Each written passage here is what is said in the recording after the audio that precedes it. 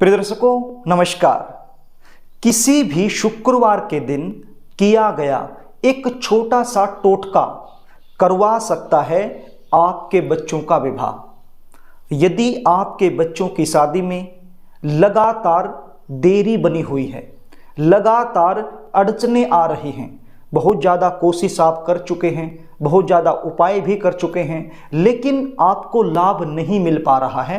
रिश्ते आ रहे हैं, बातें चल रही हैं, लेकिन कोई भी बात, कोई भी रिश्ता सफलता तक नहीं पहुंच पा रहा है, तो ये वीडियो आपके लिए है। आज मैं आपको एक ऐसा सरल उपाय बताने वाला हूं। यदि ये उपाय आप मेरे द्वारा बताए गए तरीके से किसी भी शुक्रवार के दिन कर देते हो तो यकीन मान के चलिए ये उपाय करने से आपके बच्चों की शादी के लिए कोई न कोई अच्छा प्रस्ताव जरूर आएगा और शादी के लिए रिश्ता फिक्स हो जाएगा। ये उपाय यदि बच्चे खुद करना चाहें तो कर सकते हैं, लेकिन आजकल बच्चों के पास उपाय करने के लिए समय नहीं होता है और कुछ बच्चे ऐसे भी होते हैं जो इन चीज़ों में विश्वास नहीं रखते हैं और कुछ बच्चे ऐसे भी होते हैं जिनका मन बहुत ज़्यादा चिड़चिड़ा हो जाता है, वो उपाय नहीं करते हैं, माता पिता का कहना भी नहीं मानते हैं। तो ऐसी सिचुएशन में माता पिता भी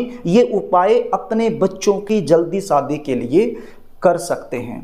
प्रिय दर्शकों, बच्चों की उम्र जब शादी के लायक हो जाए और किसी कारण से उनकी शादी समय पर ना हो पाए, यानी कि शादी में लगातार विलंब बना रहे, तो ऐसी सिचुएशन में माता पिता बहुत ज़्यादा परेशान हो जाते हैं और सबसे ज़्यादा परेशान माँ हो जाती है। माँ को बड़ी चिंता होती है अपनी संतान को लेकर, खास करके अपने बच्चों के विवाह को लेकर। हर माता ये चाहती है कि बच्चों की शादी समय पर हो जाए। देखिए, चिंता पिता को भी होती है, लेकिन जहाँ तक मैंने देखा है, अपने अनुभव में मैंने पाया है, माता बहुत ज़्यादा परेशान रहती है अपने बच्चों की शादी को लेकर। वो चाहती है कि बच्चों की शादी समय पर हो जाए, बहुत अच्छी बहू मुझे मिल जाए। और क्यों ना हो, माता तो माता ही होती है और हर माता का ये हक भी होता है कि अपने बच्चों की जल्दी शादी के लिए कोई न कोई उपाय करे, कोई न कोई टोटका करे, कोई न कोई पाठ पूजा करे ताकि बच्चों की जल्दी शादी हो जाए। तो करना भी चाहिए। तो ये उपाय यदि माँ विशेष रूप से करती है तो इसका जो रिजल्ट है वो 100% देखने को मिलेगा। प्रिय दर्शकों, हमारे शास्त्रकारों ने बहुत सारे ऐसे उपाय बताए हैं जिनके करने से विवाह में आ रही अड़चनों को दूर किया जा सकता है, बिल्कुल जड़ से मिटाया जा सकता है। तो उन्हीं उपायों में से एक उपाय आज मैं आपको बताने वाला हूं। उपाय बताऊं इससे पहले आपसे निवेदन करना चाहूँगा, यदि आप चैनल पर नए हैं और अभी तक आपने इस चैनल को सब्सक्राइब नहीं किया है तो मुझसे लगातार जुड़े रहने के लिए, विवाह से रिलेटेड शास्त्र सम्मत सटीक जानकारी प्राप्त करने के लिए अभी इस चैनल को सब्सक्राइब कर लीजिए और बेल आइकन को भी प्रेस करके रखिए ताकि हमारी नई वीडियो का नोटिफिकेशन आपको तुरंत मिल जाए और वो वीडियो आप आसानी से देख पाएं। तो प्रिय दर्शकों, अब आप उपाय सुन लीजिए, इसको ध्यान से सुन लीजिए। ये उपाय आप किसी भी शुक्रवार के दिन कर सकते हैं और किसी भी समय ये उपाय किया जा सकता है। यदि शाम के समय आप ये उपाय कर दें तो थोड़ा सा अच्छा होता है। यदि शाम के समय नहीं करते हैं तो आप दिन में भी कर सकते हैं, किसी भी समय कर दीजिए। और यदि शाम के समय कर पाएं तो थोड़ा सा इसका जो रिजल्ट है वो कहीं ना कहीं ज़्यादा देखने को मिला है। तो शाम के समय, शाम का मतलब यहाँ पर 5, 6, 7, 8 इस समय के आसपास कर दीजिए। करना क्या होगा इसको ध्यान से सुनिए। आपने एक लाल रंग का कपड़ा लेना है, रुमाल के साइज का। क्या लेना है? लाल रंग का कपड़ा, रुमाल के साइज का। उस कपड़े में रखना क्या है? 7 इलायची। इलायची कौन सी? हरी इलायची, जो हम पूजा में प्रयोग करते हैं, उसी इलायची की मैं बात कर रहा हूं। तो 7 हरी वाली इलायची आपने इस कपड़े में रखनी है, लाल रंग के कपड़े में। और 7 लौंग रखनी है, बिल्कुल साबुत लौंग होनी चाहिए। ध्यान रखना, लौंग का जो फूल होता है वो टूटा हुआ नहीं होना चाहिए। साबुत लौंग, 7 लौंग, 7 इलायची और 7 सुपारी।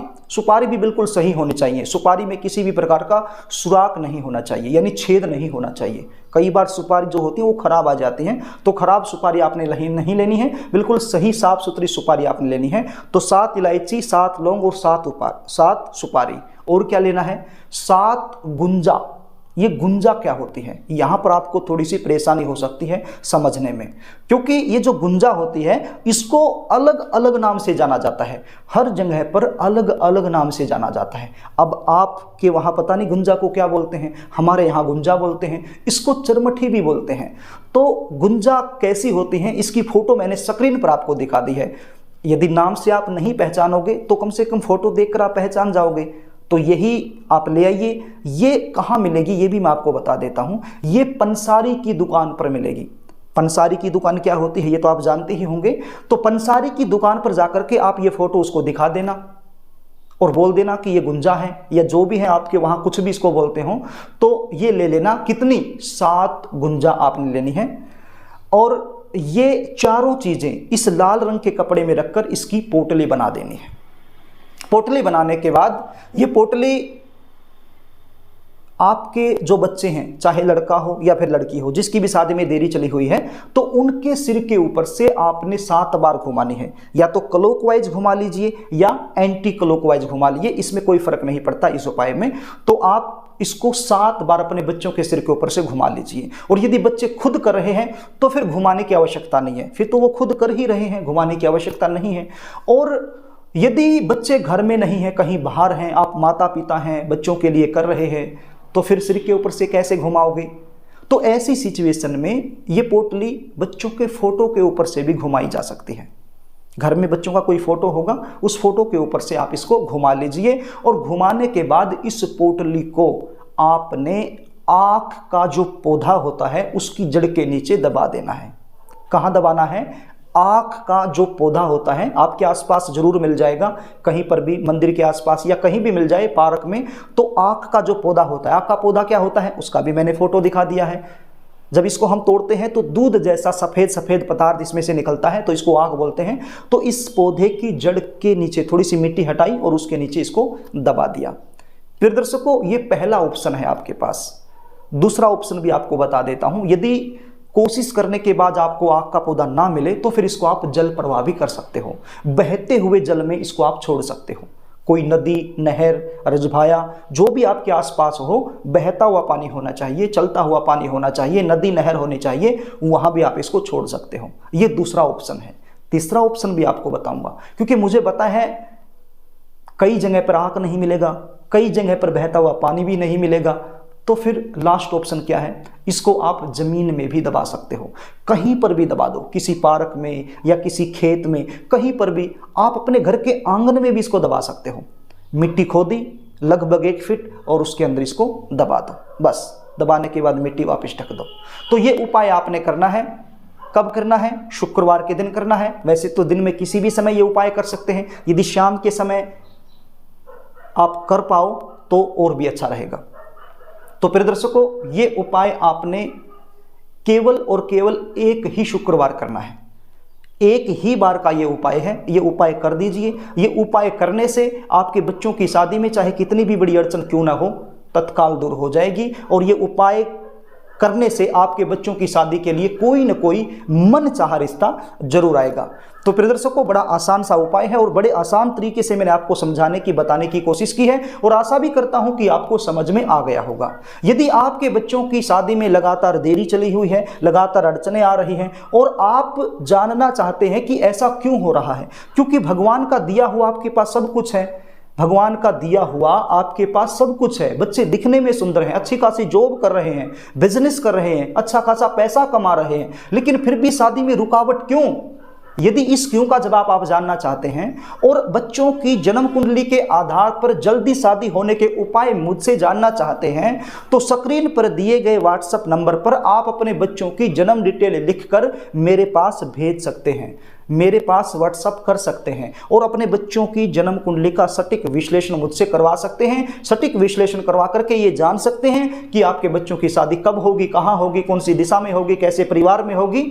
शादी से संबंधित या फिर शादी के अलावा कुछ और भी आपको पूछना है, उसके बारे में भी यदि जानकारी लेना चाहते हैं तो फिर स्क्रीन पर दिए गए व्हाट्सएप नंबर पर आप मुझसे संपर्क कर सकते हैं। तो प्रिय दर्शकों, यदि आपको कार्यक्रम अच्छा लगे, यदि ये वीडियो आपको अच्छी लगे तो इसको लाइक कर देना, शेयर कर देना, कमेंट भी कर देना। और अभी तक आपने इस चैनल को सब्सक्राइब नहीं किया है तो मुझसे लगातार जुड़े रहने के लिए चैनल को सब्सक्राइब जरूर कर लेना। आज के लिए बस इतना ही, आगे फिर मिलेंगे, तब तक के लिए नमस्कार।